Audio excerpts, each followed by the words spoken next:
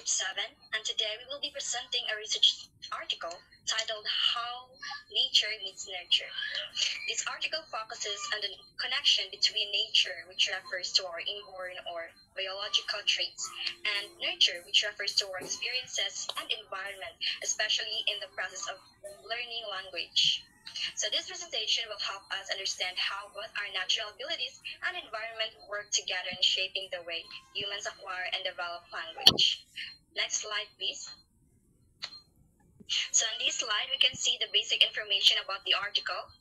As mentioned, the authors are Jeffrey Leeds and Annie Gagliardi, and it was published in 2015. Their work focuses on how learners combine natural inborn grammar knowledge with the ability to learn from experience and input. So this article explores how language learning is influenced by both universal grammar or the innate structures that help us learn language naturally and statistical learning, which refers to how we learn from patterns and experiences in our environments. So what interesting about their study is that it tries to bridge the gap between these two sides, the innate and the learned, to explain how humans understand and produce language even from a young age. So next slide. The research problem or objective of the article is to explain how nature and nurture interact in language acquisition. So the authors wanted to find out how innate linguistic knowledge or universal grammar works together with experience and statistical we're born with, but also on how we respond to what we hear and experience around us. So that would be all from my part. May I call the next speaker? Thank you.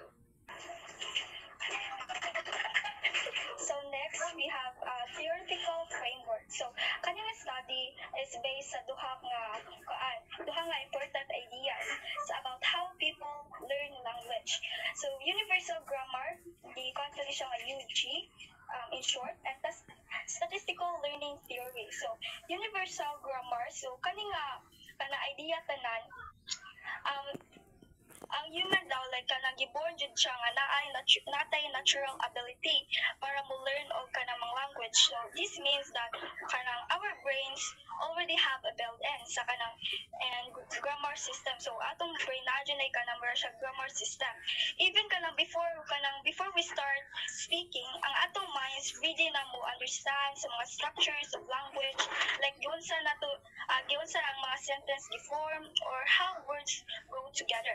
For example, kanang when a baby hears people talking, so diha kanang kabalo, dili pa sila kabalo sa mga rules yet or sa mga pagstorya or dili pa sila kabalo mo enhance yun maayo, but ang ilahang brains is automatic na gi-try na nila organize o kanang gi-understand ang mga patterns of language.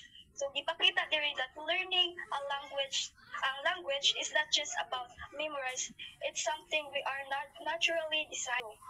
So next, sa part of theoretical framework, nasa statistical learning theory. So kaning nga theory na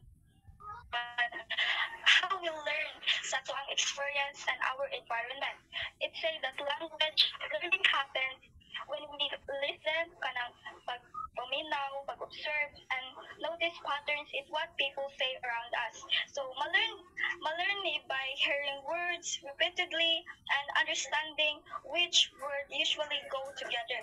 So, kaning duha, ang kaning sorry guys. So, ang kaning duha, ang universal grammar ug ang statistical learning theory is kanang connecting ni siya sa kaning studies, kanang i-combine siya sa two ideas like kaning natures, kanang universal grammar and nurture for statistical learning. So, it show that both are important in learning a language.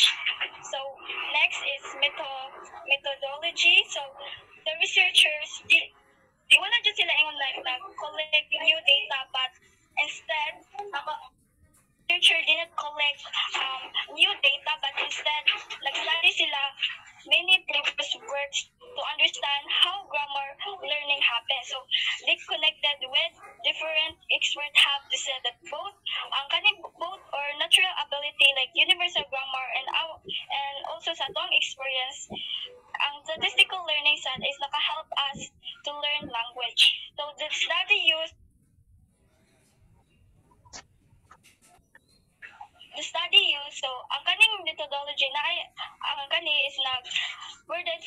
came from sa moang kuan is like sa kaning linguistic corpora. So, ang kaning linguistic corpora, this is a large collection of written or spoken language nag-use og kanang analysis like like for example like a database of real conversation of or text. Ang behavioral study is kaning a research that looks at how people behave or react when learning a language. For example, how children respond when they hear a new grammar. So, this study explained that we learn language through both nature and nurture.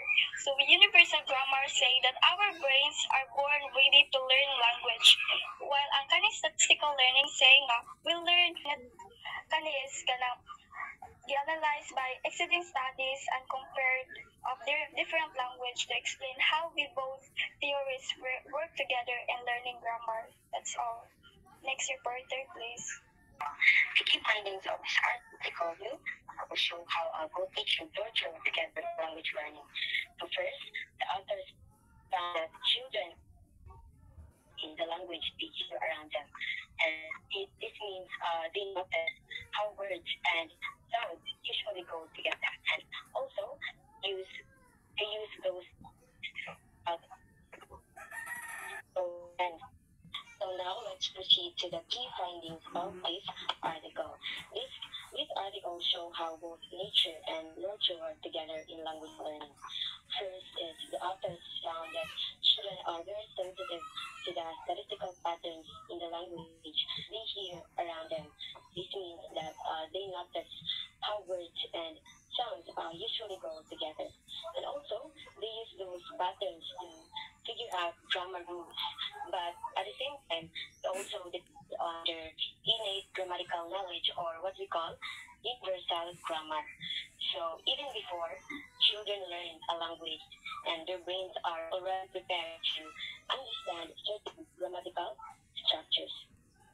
Second is, universal grammar helps children decide what kind of information to pay attention to and how to generalize beyond their experience. For example, even if a child hasn't heard every possible sentence in their own language, they perform or correct ones because universal grammar guides them in making logical inferences. Third is, the study emphasizes that input or experience alone is enough to explain how language is learned. And even with a lot of exposure, children wouldn't be able to learn grammar correctly without some built-in linguistic knowledge. That is why innate ability is very important, because it allows children to sense of limited or imperfect data from movement. And lastly, the authors proposed a model that separates language learning into three parts. First is the intake mechanism. This is how learners absorb and filter information from the environment. Is universal grammar. This is the input that guides their understanding and inference. Lastly is sense mechanism. This is all about how we use listening to form logical rules. So overall, these findings show that language learning is not purely natural or purely learned. It is a combination of both biological design and environmental experience. That's all. We'll go on to the next. On to the discussion and implications. So, the authors argue that both environmental input and innate knowledge are essential for language acquisition. The model resolved the nature versus nurture debate by integrating both.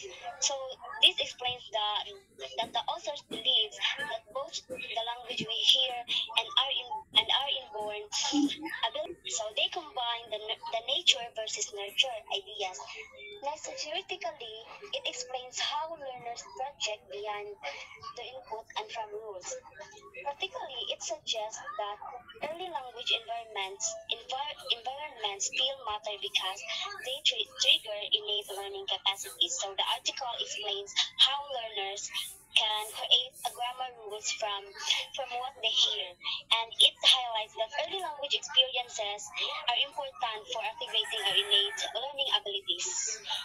Next is the limitations and recommendations. So the paper lacks direct experimental data. It mainly integrates existing evidence. So the study mainly uses existing research rather than the new experiments. Next is more computational and developmental models are needed to test how UG interacts with real input data. So we need more computer models to see how our built-in grammar interacts with real world language. So last is future research should explore how online processing mechanisms are IUG features shape the learning process. So future studies should look at how language in real time and how our innate grammar affects process.